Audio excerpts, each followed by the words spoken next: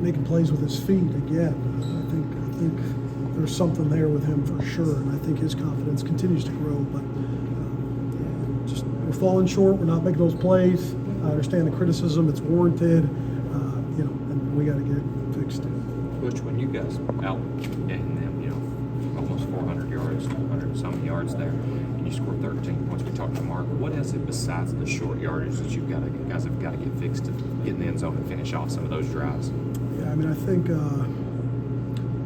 you don't want every drive to have to be a 12 to 14 play drive, and that's the quick answer.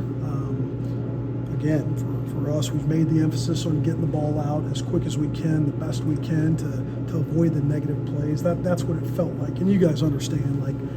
You come in here right after the game, the feeling was there were too many negative plays on first and second down when we got behind the sticks on drives, and that's where we stalled out. And scored touchdowns in the red zone, all those things, and so that's certainly the tough part about today. Bush, you called his performance gutsy. How much has Cutter grown in the time that he's been a starter this season?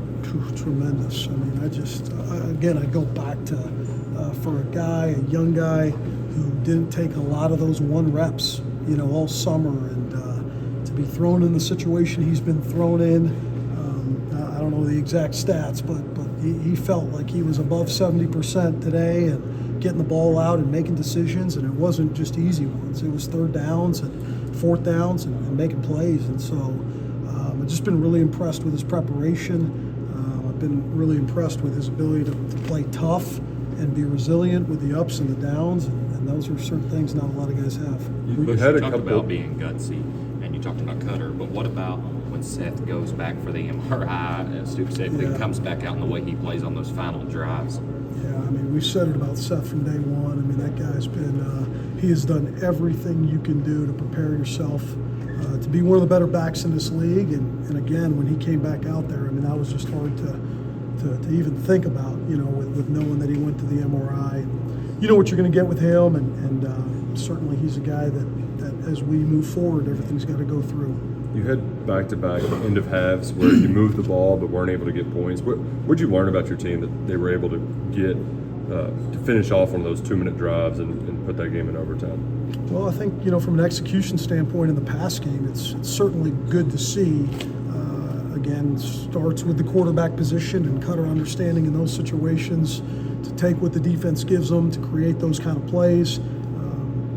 Again, we have to finish in those situations. And we understand that. As a play caller, what's the balance in that situation, the end of regulation, between maybe taking a shot at the end zone, going for the win, but knowing you can't risk not getting the field goal there? Yeah, it's a staff decision anytime we're in those kind of situations. When you lose the timeout, when you have no timeouts, that's what makes it tricky, right? Because we've all been there. You can sit there and tell the quarterback, hey, be aggressive, but don't take a sack. You take a sack in that situation, it's catastrophic. So it was a decision we made, and again, we thought it played out, gave us a chance to go win the game. Coach, got a lot of receivers involved today. Was that something you guys were trying to do, or is that just another sign of his development, taking another step?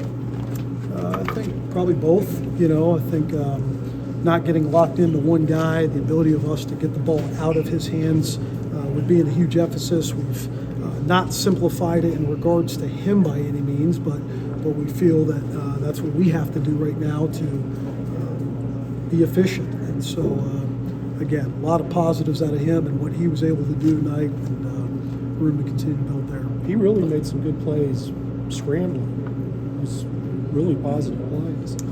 Yeah, I think, again, from the play caller standpoint, those were some of the plays where, it obviously helps you out. Everything isn't necessarily designed one way or another, but to see a guy and get out of some of those situations, be a vertical runner, it's a huge element. Certainly to any quarterback, as we know, but even more so for a guy who is a drop-back, pro-style passer, to be able to use his athleticism is critical.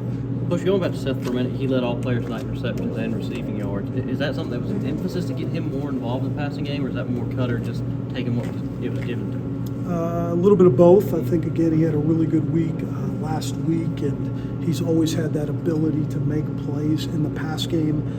But I think there's also something just with backs and understanding, even though they're in protection, when there aren't blitzes and four-man rushes, the urgency to get out, and the development of the quarterback when things aren't open to get the ball to the back sooner. What does it say about Cutter's long-term ceiling that he's made this progress in a season where he wasn't really even expected to be the starter 3 weeks ago at this point? I think it says a lot, John. I mean, I think the two things I go back to with him is, number one, the toughness that continues to be displayed.